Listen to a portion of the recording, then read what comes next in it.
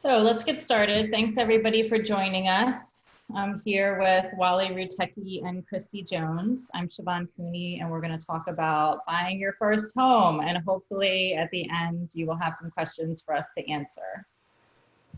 If you have any questions, you can drop them in the Q&A box that you should see as part of your Zoom screen. This is our agenda. We're going to go over a number of items, hopefully the whole process of buying your first home, start to finish. We may gloss over some areas more than others. We really don't have time to get too much in the weeds on any one topic. However, we tried to select the most important things to know about each step of the process, and hopefully that will be helpful to you.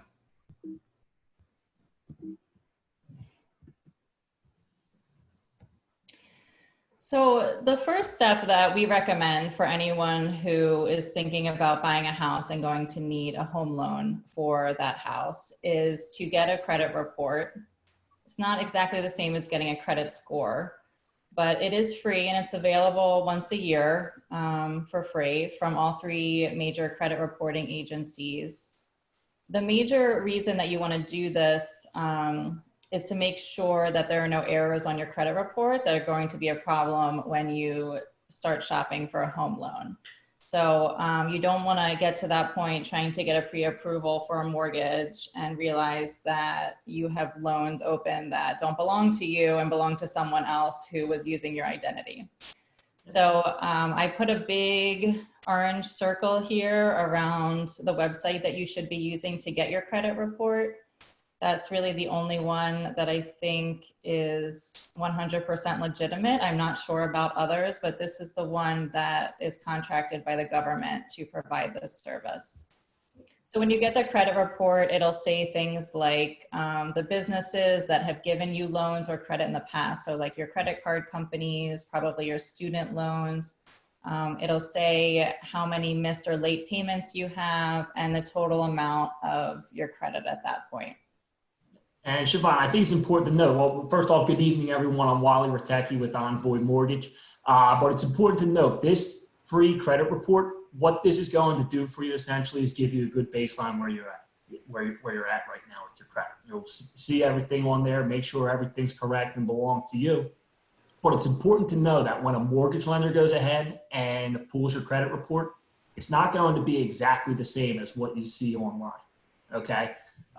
What these free credit reports are and what the banks use is what's called the consumer model. Okay, believe it or not, there's no one set formula to come up with a credit score. Okay, your credit score is going to be different when you're applying for a mortgage, when you're applying for a car, when you're obtaining this free credit report. Everyone weights things differently to come up with the score. So what we do in the mortgage world is we're going to pull your score from the three different credit bureaus. We have Experian, TransUnion, and Equifax. We're going to take away your highest, we take away your lowest, and we're going to use this, what's called your mid score, the one that's in the middle, and that's going to be your qualifying score with us. I'll take a look at that, and if it's not where we want it to be or need it to be, we'll evaluate it, and at the very minimum, we'll get a plan in place on what we need to do to raise that score and get you on the path to home ownership. Thanks, Wally. So after you have checked on your credit report and made sure that everything there is legitimate, you may want to start looking for a mortgage pre-approval. And this will help you absolutely figure out what you can afford and what you want to spend. So Wally, can you go over the mortgage pre-approval for us, including the process and why people would want it? Yeah, so first and foremost, the main reason you would want to get a mortgage pre-approval is basically to see what you could afford. You know, not many agents that I know, I'm pretty sure you guys don't take anyone out looking at houses unless they have a pre-approval in hand. Okay, so the best way to get a pre-approval is just simply give me a call. You know, give me a call, talk to me. A lot of people in the industry say the initial conversation is an interview. I don't like to call it an interview because I'm not here to interrogate you. What it really is just an initial conversation. And I'll be asking you questions. I'll be asking you about your family, your financial goals, your career, how you're paid at your job, things of that nature. And some of the questions you know, so especially first-time home buyers, they may be thinking, oh, isn't that a little bit of a personal question? And my answer is yes, it is a personal question, because purchasing a home is the single most important personal financial decisions that you're going to make in your lifetime. So the more information I'm able to gather out of you in that initial conversation, the better we're able to build our relationship in that initial conversation, the smoother this whole mortgage and home buying process is going to be for the buyers. Okay, because if you don't tell me something up front, we're going to find out about it down the line, whether it's through the documentation phase or when it gets out of underwriting. One way or the other, the mortgage lender is going to find out something that you were trying to hide. There's just no way around it, especially in today's day and age. Okay, so step 2 of the pre-qualification process is what's called the documentation phase. Okay, so after we have the initial conversation, I like to say we're in a trust but verify industry. I trust everything that you told me, but now I need to verify it through documentation. So I'm going to be asking you for items such as your pay stubs, your W-2s, and tax returns, bank statements, things of those natures, just to verify everything and verify this pre-qualification. Okay? Now, what I want all my home buyers to understand is that there's what you pre-qualify for, but there's also what you're comfortable with. Okay? And what we really want to focus on during this whole process is what you're comfortable with. Okay, I would never advise one of my clients to go for their max pre-qualification just because. You know, there's too many people who think, okay, nice, I'm approved for this $500,000 house, but then, you know, it gets to showtime, they need to have the money and to make the monthly payment, and all of a sudden they can't afford it. You know, I'm not in the business of setting people up for financial failure. I want to set you up for financial success. So even though you may qualify for that $500,000 home, maybe you're more comfortable going to 350, 325 range, and that's okay. You know, the whole thing, my common theme throughout this entire process is to make sure you're comfortable. Okay. Now, when I ask people about their financial goals and their budgets and everything, people aren't really, a lot of times people aren't sure. You know, I don't know what I can afford. I don't know what a comfortable monthly payment is for me. And that's kind of when we get into the analytics of things a little bit and we figure out how much you could afford and what's comfortable for you. And the way we do this, what all mortgage lenders look at are 2 different ratios. The first ratio is what's called the front end ratio. And what this ratio tells me is what percentage of your monthly income is going to go towards your proposed mortgage payment. Okay, and I say proposed because we're not sure, there's still a lot of variables. We're not sure what your insurance is going to be. We're not sure what the taxes are going to be. It's what your proposed mortgage payment is going to be. The second thing that we're going to look at, and what I put more weight on, is what's called the back end ratio, or the total debt ratio. And what this ratio does is it takes your proposed mortgage plus all your other debts on your credit report, so your car payments, student loans, credit cards, everything. And what that number tells me is what percentage of your monthly income is going towards the proposed mortgage and all of your other debts. Okay? And it's our job to work together to figure out what a comfortable back end ratio is for you, because everyone's different, everyone's unique. Now, what I will tell you, I do go to the analytics a little bit, and on the back end ratio in America, 10% of Americans have a back end ratio below 29%. So if you're below 29%, you're in great shape. The next tier is 50% of Americans. 50% of Americans have a back end ratio in between 30 and 42%. So if you're in between 30 and 42%, congratulations, you're the average American just like me. Okay? And the last tier is kind of where, you know, I like to call it like the red zone a little bit. It's 42% or 43% and above. And that's where the remaining 40% of America is. Okay? So now being at 42, 43% isn't awful, but it's when you start getting into the mid 40s to high 40s, that's when I like to kind of pump the brakes a little bit and have a little bit of a deeper conversation. Like, hey, are you sure you want to have this monthly mortgage payment? Are you sure you're going to be able to afford it? And sure, there's times where people say, yeah, I'm expecting a raise at work soon, or, you know, I'm a commission person, I'm having a great year, so I'm going to have no problem affording it. Or maybe I have 2 roommates moving in, they're going to help pay the mortgage. If that's the case, great. But, you know, once we get into that 45 and above range, that's when I pump the brakes and just, you know, revisit our goals and just make sure everything's in line. Because again, I want you to be comfortable, not only today, but throughout the duration of the mortgage. Awesome, Wally. Thank you.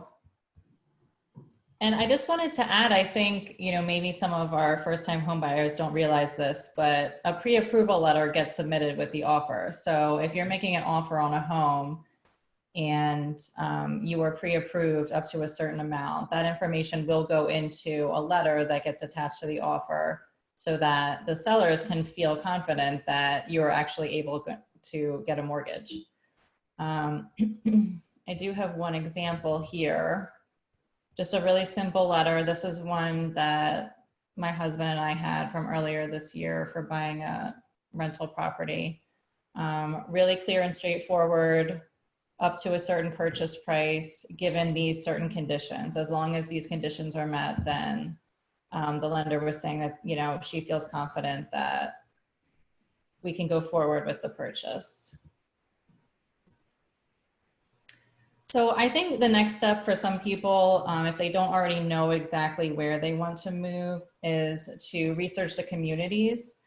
This comes up because it's just really important, not only where you live, it, you know, has such an effect on your quality of life, but also you really need to think about what you can afford. And some communities, especially in the Philadelphia area and probably other parts of the country, are just more expensive than others. So what I like to do is think about first, you know, what factors are most important to you. And if it's, you know, 2 or even 3 people buying a house together, they would want to have that conversation about what is important to them. Is it, you know, walkability, able to walk to a train station? Is it, you know, being close to nature or having a dog park close by, or being close to bars and restaurants? Is it schools? A lot of people out where I am are buying for the schools on the main line. There's a lot of information online that I don't know if people know is there, but you can find crime statistics online if you're worried about the crime rates in a certain area. You can find information on schools. There are school ratings. They're, you know, they vary a little bit in exactly what they're looking at. And I think some people would argue they're not completely accurate, but it might be one piece of the puzzle. I really like Facebook community groups. And if you've never done this, when you're thinking about moving to a new area, you should definitely do it, but join the community group on Facebook.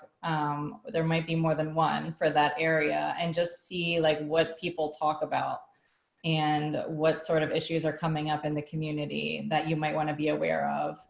And just, you know, ask yourself, like, does this seem like a community that I want to be a part of? Are these people my people, where I would feel comfortable and where I would enjoy living?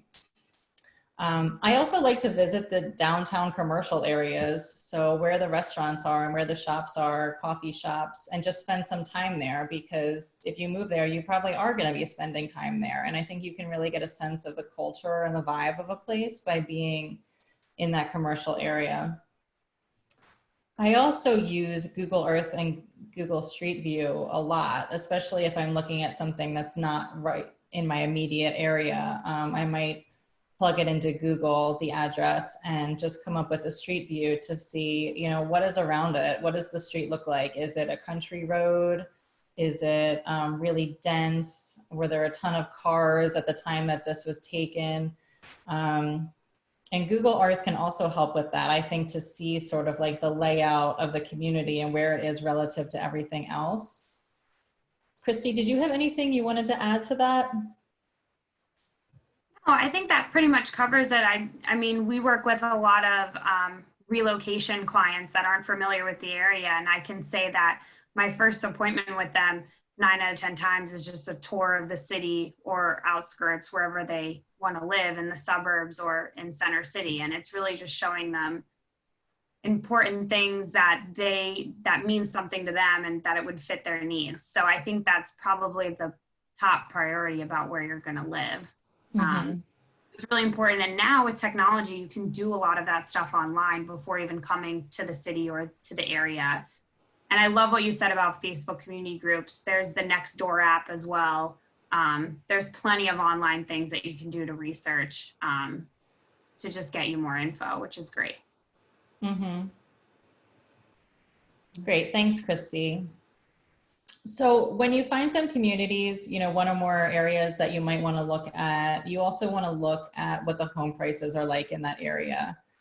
You can ask a local realtor to help you with this. If you're familiar with how to use Zillow and Trulia and Redfin and all of those, you can also take a look at the range of sold prices for homes that fit your criteria. So you could run a search on what has sold in a certain community, see, you know, what 4-bedroom homes are selling for, and take a look at the pictures and see what conditions they look like.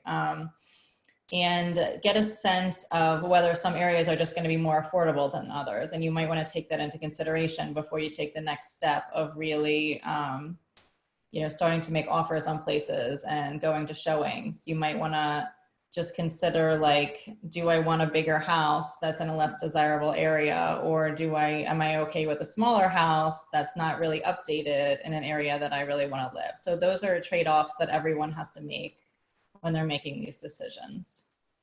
The last thing I just wanted to note, you know, local property taxes do vary. They're not the same across the board. So they're different in the city and out. They're different by county. They're even, you know, they're different by state. So if you're thinking about buying in New Jersey, you should know that your property taxes there are probably going to be higher than they would be in Pennsylvania. But I think this is just an important thing to consider when you're going in to looking at an area. You might ask the realtor that you're working with about property taxes, you know, for this school district versus another, for this county versus another, because that is just an important part of the overall affordability and how much you're going to be paying every month.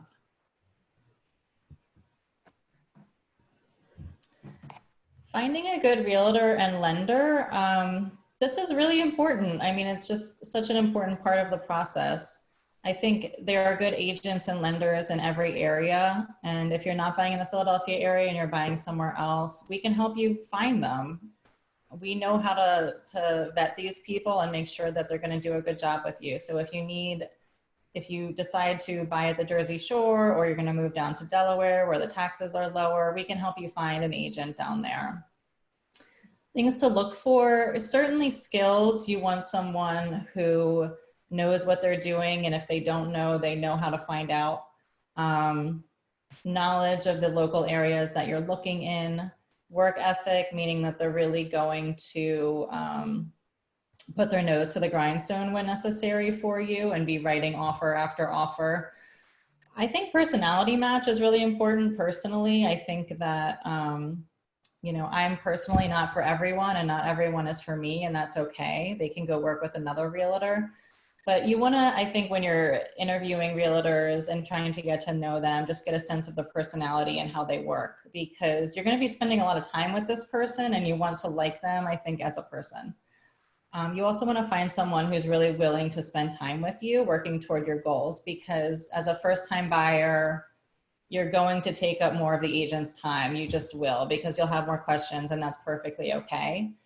And you want to have someone who knows that's going to happen and is not so busy that they are taking a long time to get back to you, or, like, you know, not really answering your questions or being really short with their answers. You want someone who has the time and patience to go through this process with you.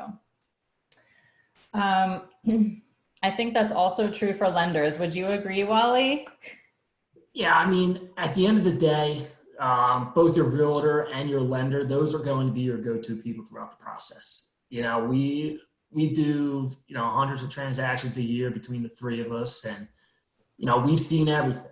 And especially for first-time home buyers, no question is a dumb question. Okay, I've gotten questions as basic as, how do you figure out what my monthly payment is going to be, up into like the nooks and crannies of everything, where people want to get real deep and complicated into the numbers and everything. So any question you have, you can't be embarrassed to ask it. You just got to ask it, you know? And honestly, I could speak on experience. Siobhan and Christie are two of the best professionals in the area. And if you were to have them help you purchase your first home, you're going to be in very good hands with those two. Thank you, Wally. That's so nice of you to say. And the last point here, Christie, do you want to take this one about why it's so important to have representation when you're buying a home? Yeah, I mean, I think for a buyer, it's you want to have someone represent you because there's many steps, as Wally was saying, working with different vendors and throughout the whole process. And it's of no charge to you as a buyer. So to not have representation actually puts you at a disadvantage, because 99% of the time, the house you're buying is going to have a listing agent, and they're going to be, their job ethically is to represent their seller in the best way possible. And you want someone that's going to soldier for you doing the same thing, especially since this process, which we'll get into, can have multiple situations where negotiations are needed.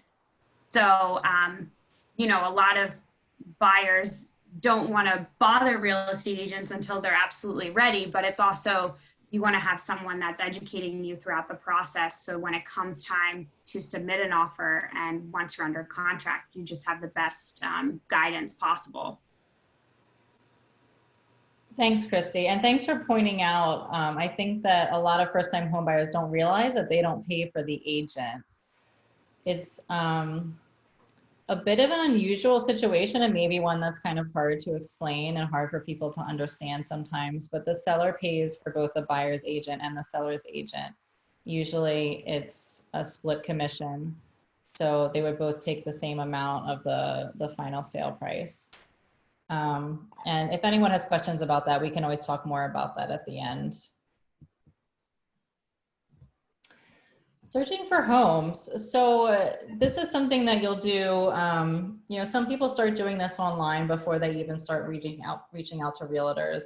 But when you really get down to seriously searching, you want to have a realtor help you set up a search that can get more fine-grained into what you're really looking for in terms of your priorities and what you absolutely must have and things that you would like to have. And I think that sometimes when people get into searching for houses, those priorities change, and that's okay too. You don't have to feel bad about that. It's just, like I said, sometimes you realize at some point that you're gonna have to make some trade-offs between where you wanna live and what you're gonna get out of your house in terms of the size and the amenities. So it's okay, to change your search over time. Something to think about, I think, especially in the suburbs, probably also the city, but a lot of homes out where I am need work because they've been owned by the same people for 30 or 40 years, and they may have not made any improvements during that time. So if the home was renovated or brand new in the 50s or 60s or 70s, now it still looks like it's from the 50s, 60s, or 70s. So I think that, buyers should have some expectations that if they're buying a pre-existing home, they might need to make some improvements themselves. There are homes that are available for sale that are what we call turnkey or move-in ready. Those also tend to sell the fastest and for much higher prices. So it's okay if you want to pay for that, but most people are probably not going to, and rather they're going to move into a house and then make some improvements, or they're going to buy it and make some improvements before they move in. And Siobhan, real quick before we move on, I just want to make sure everyone's aware that if you are looking to purchase a fixer-upper, there are renovation loans out there. So if that's something you're interested in, looking to go the renovation route, that's definitely something I can help you out with. Thank you, Wally. I'm so glad that you pointed that out. Thanks for mentioning that.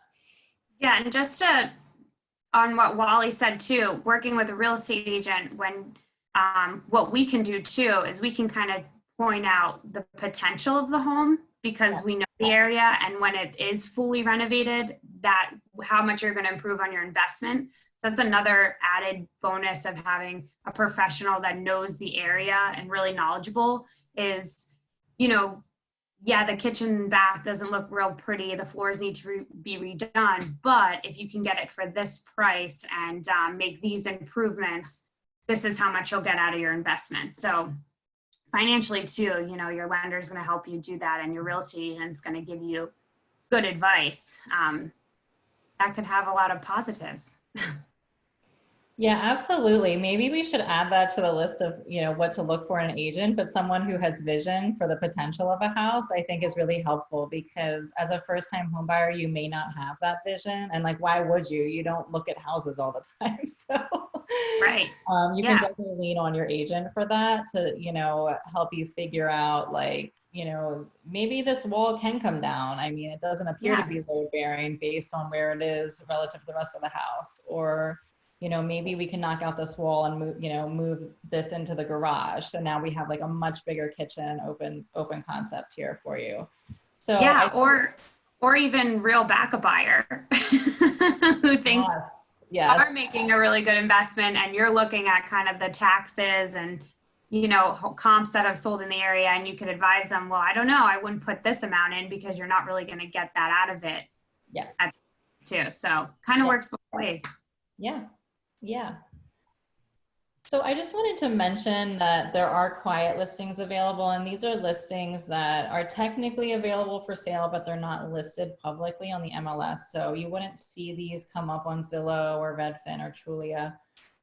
Every brokerage has some, and if you're in an area with really low inventory where there's just not a lot for sale, you can definitely ask your agent to help you, find something that might be listed quietly within the brokerage. There's also ways to find homes off market, and I don't want to get too into the weeds on this one because it can be sort of a stressful and complicated process, but there are creative ways that your realtor can and should go about finding you a home if you want to live in a particular area and there's just nothing coming on the market. We can knock on doors, we can send letters, we can put out feelers in the community in other ways. So you don't have to just sit at home being sad by like the listings that are coming up on your search. I mean, you can be proactive and try to go out there and actually find a house to buy, even if it's not technically listed for sale. There might be someone who will be willing to sell to you.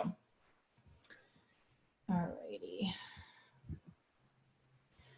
So now we're going to talk about making offers. I mean, this is such an important part of the process. Christie, do you want to take over here? Yeah. So to your outline, what's the home's fair market value? So this is something that we're going to, as your agent, will review comparables in the area. So we kind of touched on that in the last slide, but and then also determine your estimated closing costs and how we're going to structure your offer. So pretty much what you're willing to pay for it, that's where the comps are coming in, and we can advise you what a good offer would be. Also, it's really important to know what the market is and how many other offers there are, so we can, in case we have to get a little creative in a multiple offer strategy. But also, when you're making an offer, there's a lot of terms. So the first is your financing options, which is where Wally comes to play, unless you're a cash buyer. And then after that, we're going to go over some contingencies within the offer. So the first is your inspection contingencies. There's such thing. Obviously, the biggest thing you want to decide on your offer is your price. And then also, there's multiple inspections, which we'll get to in the next slide. And then from there, we would submit an offer along with something called a buyer's financial information sheet. So it's just a little bit more information about the buyer's finances that a lot of agents ask for to go along with your pre-approval.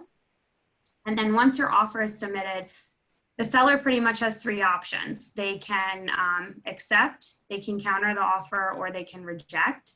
If they do choose to accept, then you are under contract. And that's when you go forth and with the next process. And that's, oh yeah, you have right here. When offer is accepted, cut a check for the earnest money deposits. And then the next slide that Siobhan has is just a copy. This is the Pennsylvania Standard Agreement of Sale. There's also a really great guide from the Pennsylvania Association of Realtors. I refer to it often when writing an offer, just to look at all the different parts and contingencies. And this explains it really well, and it's on their website. So if you're a reader or you know, an attorney, you'd probably want to look this over and kind of see, because Pennsylvania is not an attorney state. We don't need an attorney to do an agreement of sale or put together an agreement. So this is kind of a really good book to explain all the steps of the agreement of sale.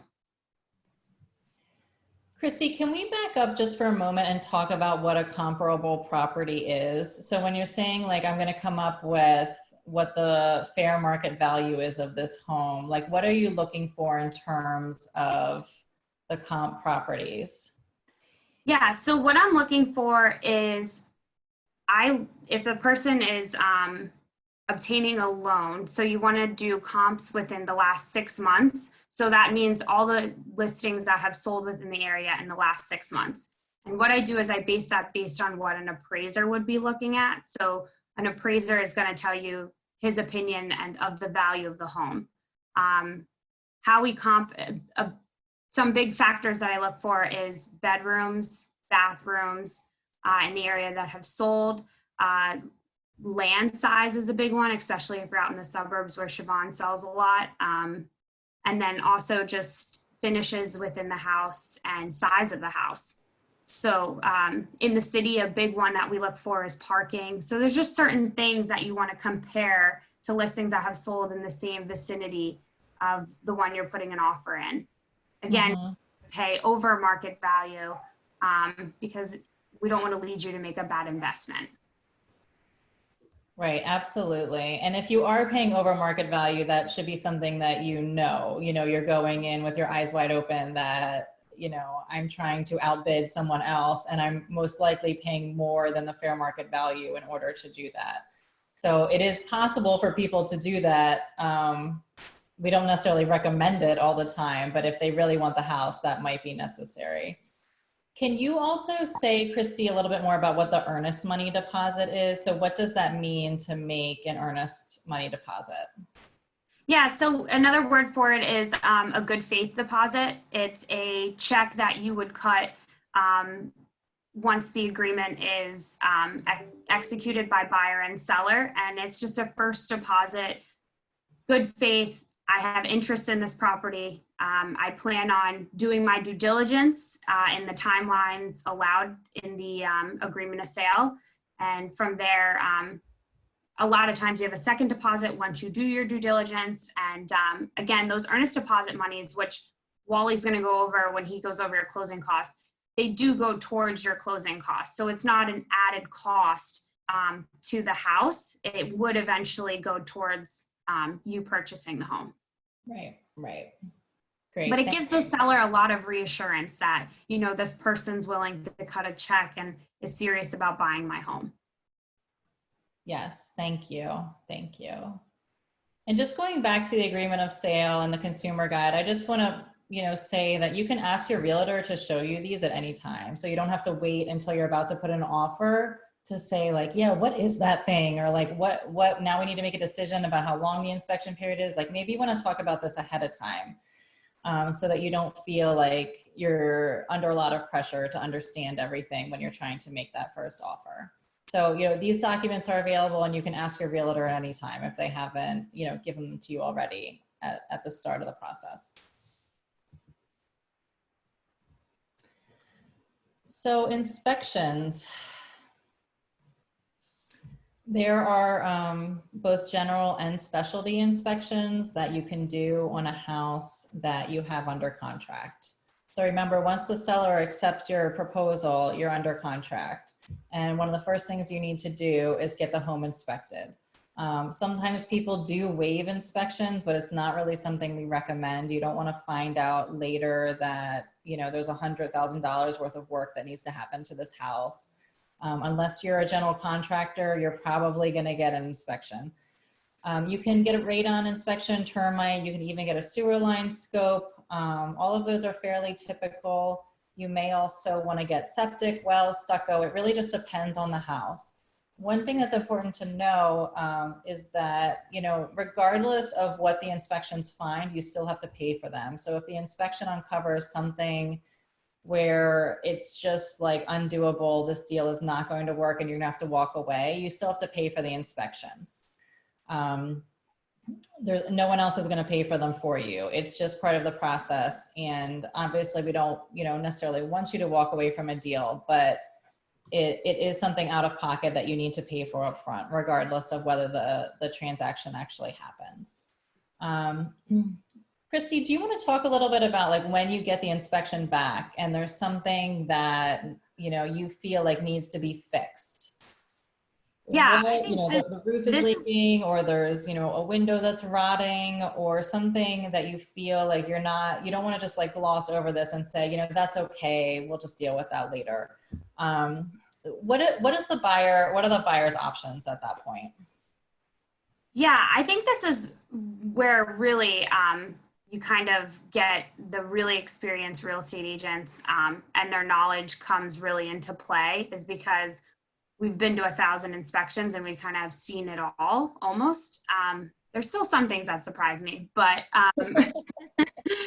but yeah, so this is, depending on what comes back on that inspection report, it kind of starts a whole nother negotiation period, which again is written out in the agreement of sale, that you have a few days. You can do a couple of things. You can ask the seller for a concession. So sometimes inspectors will put estimates on their inspection reports so you can get an idea. Sometimes we have to do a little bit more due diligence. So if something's really wrong with, like, say, the HVAC system, we might want to get a specialist in there and say, okay, is this fixable or does it have to be fully replaced? Because that can be a big expense. Same thing with a roofer. An inspector, again, is maybe a jack of all trades, master of none. I hate to say that, but he really does know a lot about everything, but he's not a licensed roofer, licensed HVAC guy. So he's just going to call out the obvious. And then we, as real estate agents, we have a lot of connections and we can do a little bit more research about what that cost is. Because again, once you settle on the property and it becomes yours, these are all things you have to maintain and think about. So we can ask the seller for a concession, which is an amount back, and if that can cover. But again, Wally could probably go into seller assists and how much you can have, and there's all different types of. And that might be going down the rabbit hole, but you're going to be able to advise you on that. We can also ask the seller to make repairs. So if we do it's called a buyer's reply to inspections. We put a list of repairs that we want the seller to make, required to have it signed off by a licensed contractor, and they have to make those repairs typically either 2 to 10 days before settlement. If either parties can come up with an agreement, they can walk away from the contract, and the buyer, if it's during that time frame, will get back their deposit monies. So a couple different outcomes, but it does require, this is where agent relationships really come into play too. It requires the seller's agent to really educate the seller, about things that need to get fixed, and really the buyer's agent to kind of not be an alarmist and come up with a creative solution to try to get it done. Mm-hmm. Great. Thank you, Christie. Yeah. So now we're going to talk about the appraisal, which is ordered by the lender and conducted by an independent third party. So Wally, can you take us through the appraisal process? Yeah, absolutely. The appraisal process is it's one of the more important parts of the whole process, in my opinion, because what this is going to do is going to determine what the actual fair market value of your house is. Okay, so what's going to happen is once you get under contract from your lender, you're going to receive a packet of initial disclosures, are called, pretty much all the legal jargon that we need to send you to protect you as a home buyer. In that initial disclosure email that we send you, there's going to be a link to our appraisal portal, okay? And you're going to click on that appraisal portal and you're going to input your credit card information.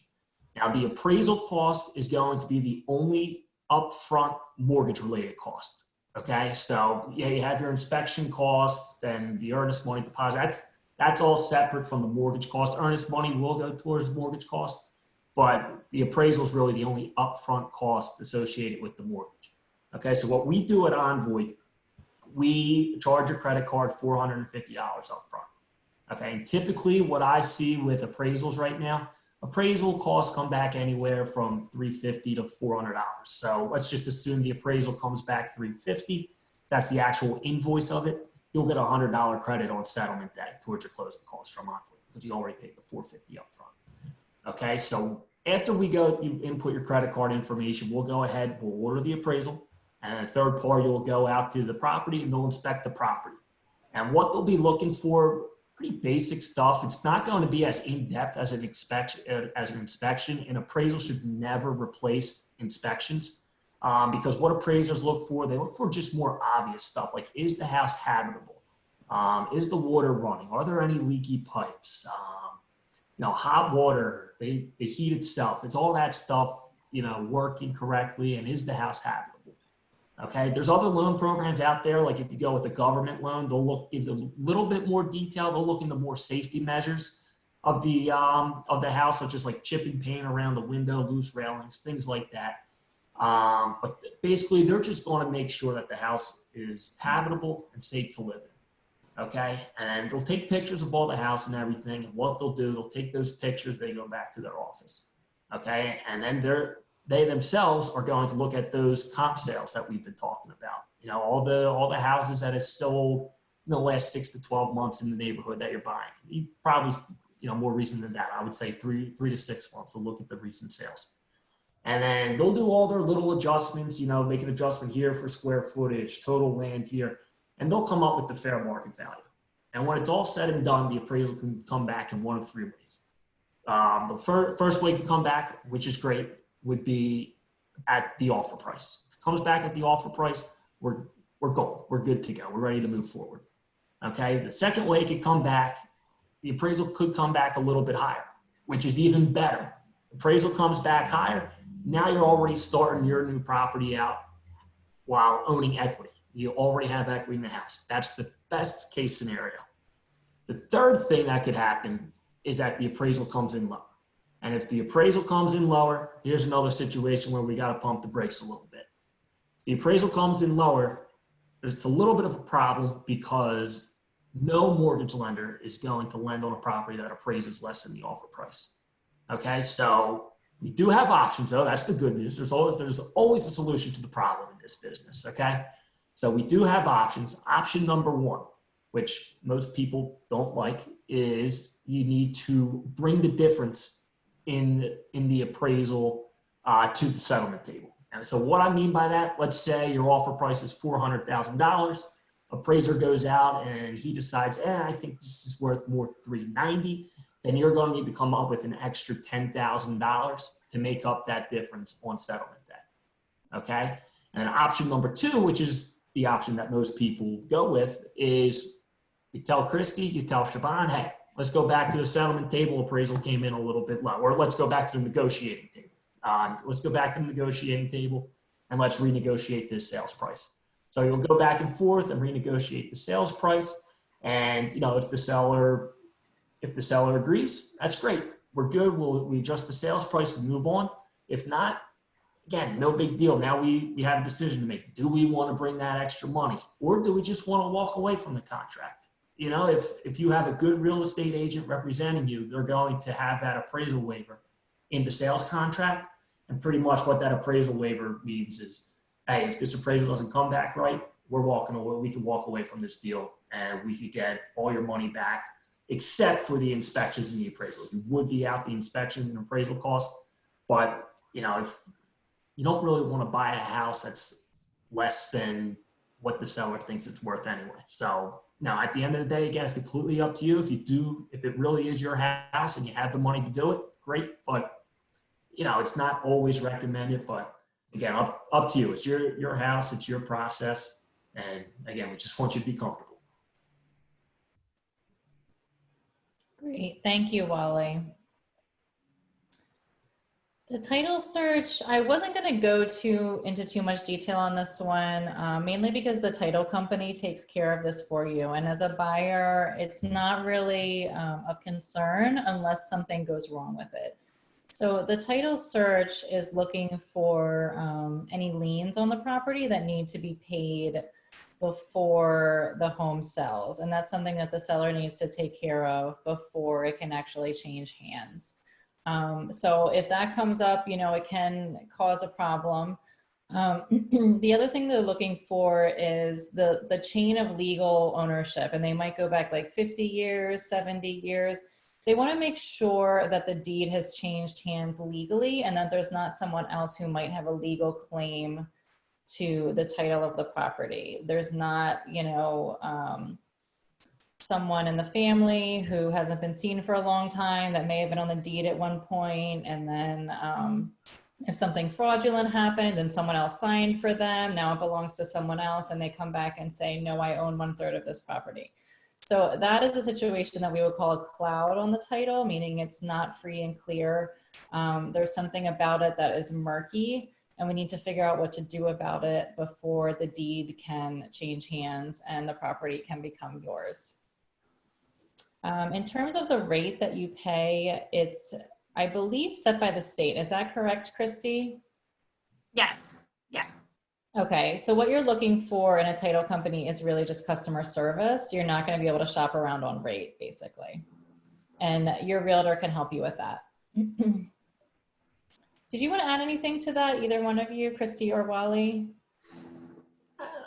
I mean, I think the only thing I would add, the title search is there to, again, to protect the buyer. Just make sure nothing crazy pops up down the road. It's a necessary cost, and it's worth it. It protects you.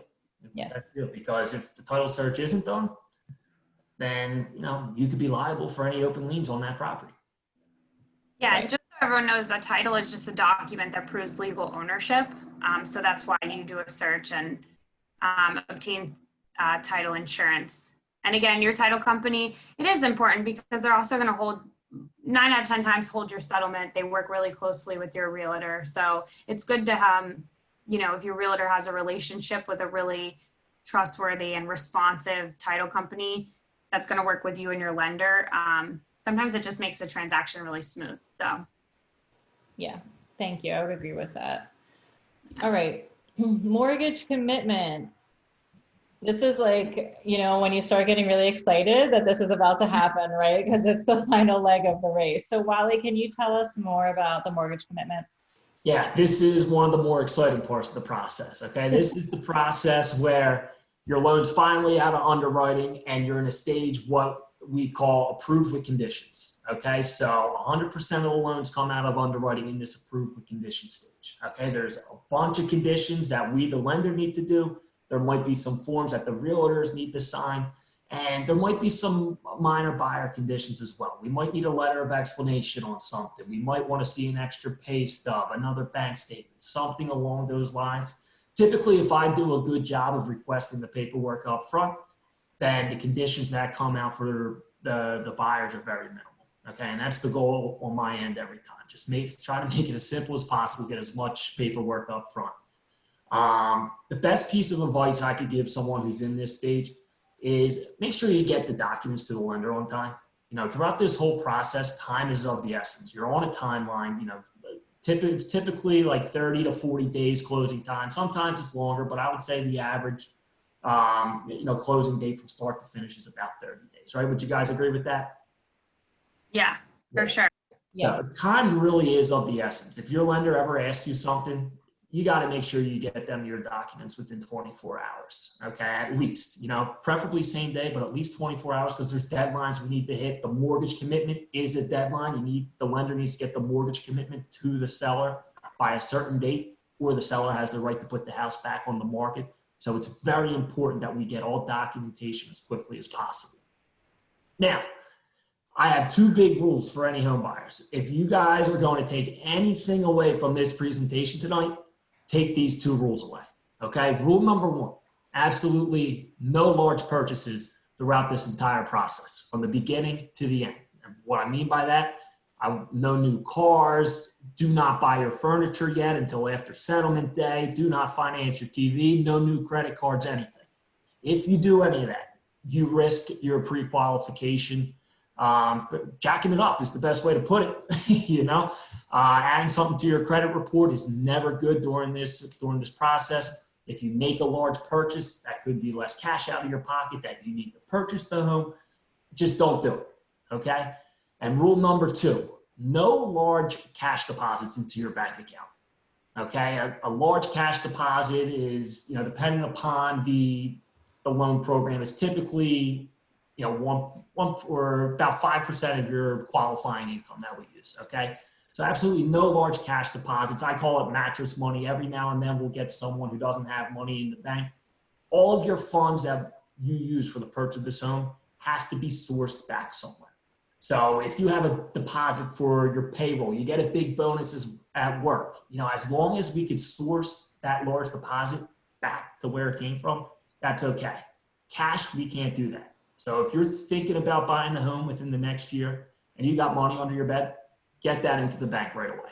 Okay, because if you do put that, if you do put a large cash amounts into your bank account while you're looking for a home, then that's deemed as a red flag. It's a compliance thing. It's a red flag for money laundering in our business, and those funds will be deemed ineligible to use to purchase the home. Wally, I actually have a question. Large lump sums of cash. I know a lot of people receive gifts, Yes. family members, in order to purchase a home. Can you kind of describe what the right process is if you're planning on doing that? Yep, absolutely. So gifts from family members, very, very common. Okay, it happens all the time, especially for first-time home buyers. Parents, like to give money to their kids.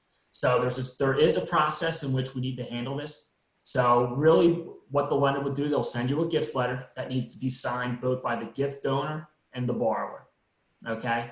And then they're going to need to fill out the gift letter. Again, the money's going to have to come from a legitimate bank account. We can't just say, here's $10,000 cash, little Tommy, let's go ahead and buy your house. Okay. It does have to come out of a bank account. And then we're going to need to see the funds leaving the donor's bank account, and we need to see the deposit into your bank account. That's the proper way to execute a gift with any lender. It's all across the board. And just to reiterate that too, I had mentioned when submitting an offer, we usually get our buyers to fill out a buyer's financial information sheet, and that'll be a list of debts and assets, so you can look appealing to the seller. You can put your gift money on there, but a lot of time the seller's agent will ask to see that letter to make sure it's legitimate. So starting that process and you're getting a gift even before you put in an offer, you want to talk to your lender how to go about that and do it and get that letter, because it just makes you stronger, and have more cash as a buyer. Gives the seller more confidence that you're actually going to be able to buy the thing. Right. Yep. Great, thank you. So we're gonna go briefly over closing costs. These are all the additional fees that are not your down payment, and there are quite a few of them, so you wanna be saving money for them. And I'm going to stop sharing my screen so that Wally can share his, and then he's gonna go through an example of what closing costs look like. Absolutely. So. All righty. All right, can you guys see my screen? Yeah. Yeah. Perfect. Okay. So what we're looking at here, this is a presentation that I give to all of my home buyers. Okay. I like to consider myself an option-based mortgage professional, meaning I like to give my home buyers different mortgage options, because again, it all goes back to that comfortability thing. I want you to be comfortable throughout the whole process. There's a lot of lenders out there who will just have the initial conversation with you, and on the phone you'll say, oh yeah, I can have 20% down, and then they take that as gospel and they only show you the 20% down option. But that might not be the one that sets you up for the most financial success down the future. Maybe that wipes out all of your savings. You don't have any cash reserves in case of an emergency. So 20% down isn't always the best option for people. And especially if you talk to your parents. If you talk to your parents, I'll tell you, 9 out of 10 times your parents are going to say, you need 20% down to buy a house. And when I say to that, I tell all my buyers, okay, go back to your parents, and number one, ask them what they bought their first home for. Typically the answer is in between $60,000 and $80,000. Today, there aren't really any good homes out there for $60,000 to $80,000. So the point I'm trying to make is a lot different today than it was back then. Okay. And I just need everyone to understand you don't need to have 20% saved up. You could put 15, 10, 5, as low as 3. There's programs out there where you can put 3% down at times. So that's just something really important. I want everyone to understand when we're talking about affordability. Okay, so today what we're using this property as an example, 1342 North Woodbine Avenue. Okay, and I like to describe this whole thing as a dartboard. Okay, today we threw a dart and we put a nick in the wall. We're not even there yet because I don't think anyone's going out and buying 1342 North Woodbine anytime soon today.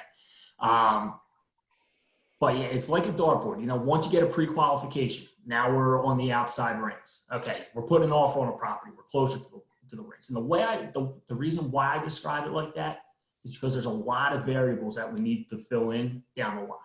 Okay, we need to have a property. We need to know what the offer price is going to be, what the estimated taxes are, estimated insurance, estimated title costs, all that stuff. So the numbers that you see initially are not going to be the numbers that you see on closing day. Okay. Now this software does a great job of just, being simple and showing you the different options, right? We can see the 20, the 15, the 10, and the 5% down. We're using an example purchase price of $500,000. Here's your different loan amounts. And here's today's mortgage rate for someone with the 740 credit score. Okay. Interest rates are at all-time lows right now.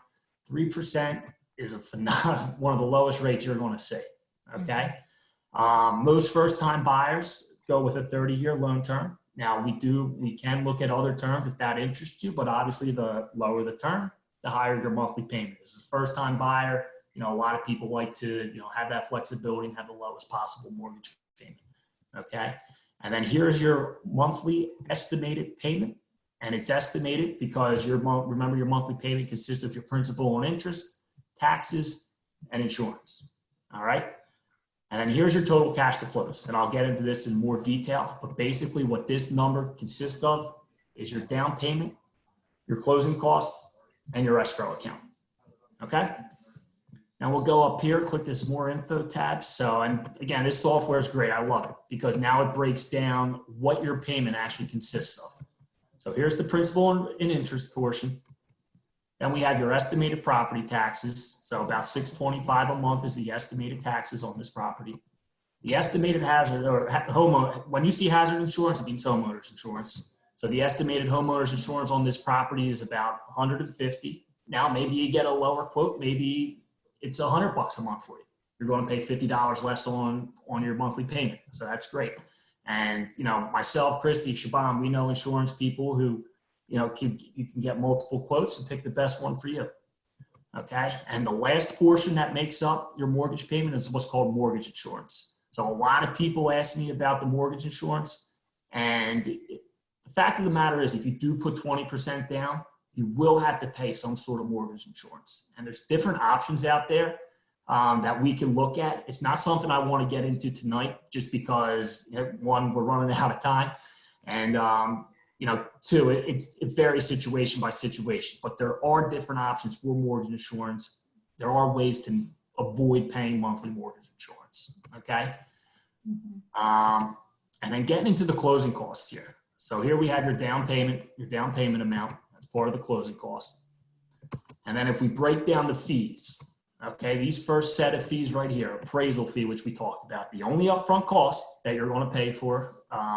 Then we have the fee to your third party, the credit report, doc prep, flood cert, this debt monitoring fee. What this debt monitoring fee does, if you apply for a new line of credit, we're going to get notified. Every single mortgage lender has this nowadays. Okay. And then we have your bank fees, which is the processing fee and the underwriting fee.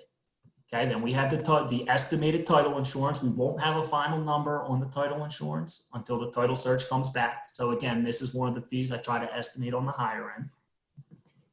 And then this one here, that your recording fees, this is the estimated fee to get your new mortgage recorded in the courts. Okay. Now this fee here, this is a big bulk of it. This is what's called your transfer tax. This transfer tax is the state tax that you need to pay to transfer ownership of the property from the current owner into your name. Okay.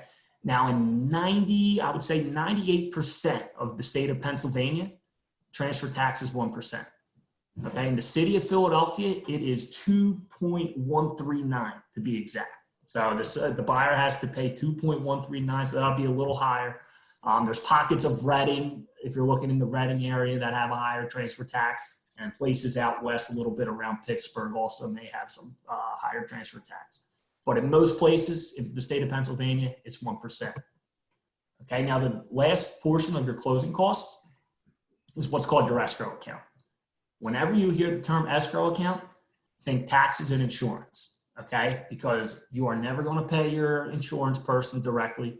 You are never going to pay the county directly for your taxes. It's all going to come out of your mortgage for as long as you have the mortgage, okay? So we need to put money in an escrow account in order to pay for them. So how we usually set this escrow account up, okay? Number one, we're going to pay to activate your homeowner's insurance at settlement day. Okay, so this is that $1,800 cost. $150 a month times 12 months equals $1,800. That goes directly to your insurance broker. Okay, and then in addition to that, we collect most mortgage companies do a 3-month cushion. I've seen some do 4, some do 2. Most mortgage companies collect a 3-month cushion on homeowners insurance just to be safe, so that we're able to renew the homeowners insurance when the annual renewal is up. You know, there's a couple of things, like if something happens, you have a pipe burst or something, that could cause your homeowner's insurance to go up a little bit. So we always want to make sure we have a good cushion. Okay. And the last portion of your escrow account is your tax reserves.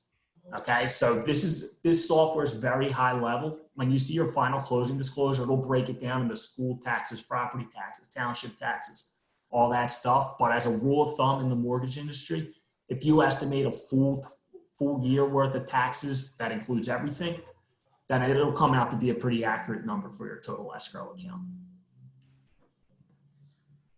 Okay. Anything you guys want to add to the closing costs? I don't think so. I think we already made the point that it doesn't include the commission of the buyer's agent. Right, the commission of the buyer's agent. I guess the only other thing is those are the earnest money deposit check in the when your offer's first accepted. Right. So that all goes through total closing costs. So let's say your offer gets accepted with a $5,000 earnest money deposit, and this cash to close number, the amount of money you'll need on settlement day, goes down by $5,000. It's that simple. So awesome. Thank you, Wally. I think we should probably wrap up and move to questions, if that's okay with you two. yeah, absolutely. All right, great. Do you want to stop your screen share? Mm-hmm. Thank you. And I will go back to mine.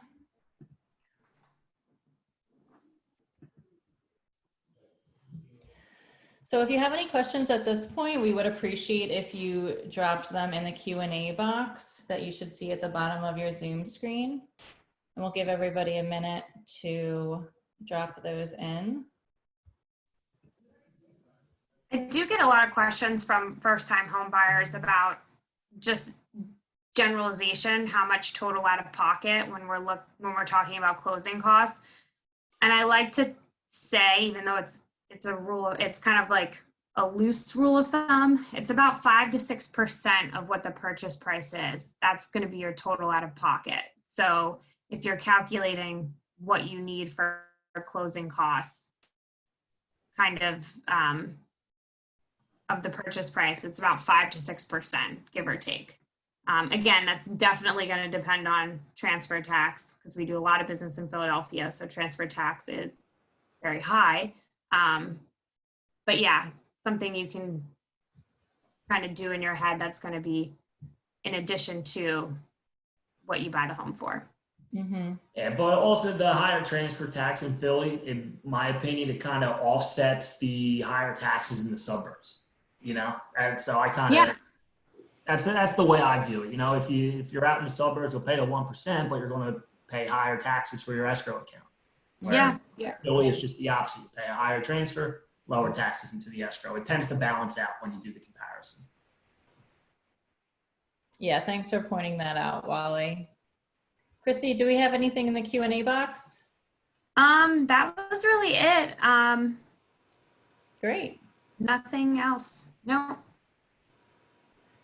All right. Well, I want to thank you two. This has been awesome, and I really appreciate you coming on and being here with me to do this, Wally and Christie. I think, you know, I really love having both of your input, and I think our participants did as well. Yeah, And no, thanks for having me so much. I had fun doing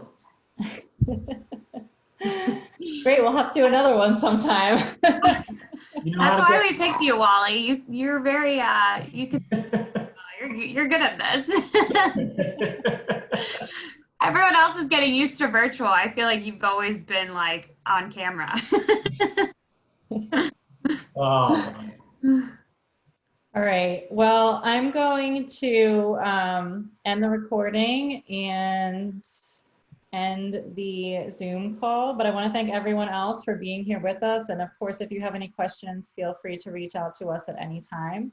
And if you want to view this later for a second time, it will be on my YouTube channel. You can just reach out to me and ask me where exactly you can find that.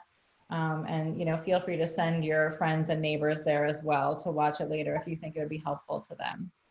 So thank you, everybody, and have a good rest of your evening. Thanks, Siobhan. Thanks for doing Thanks, this. everyone. Absolutely. See you guys later.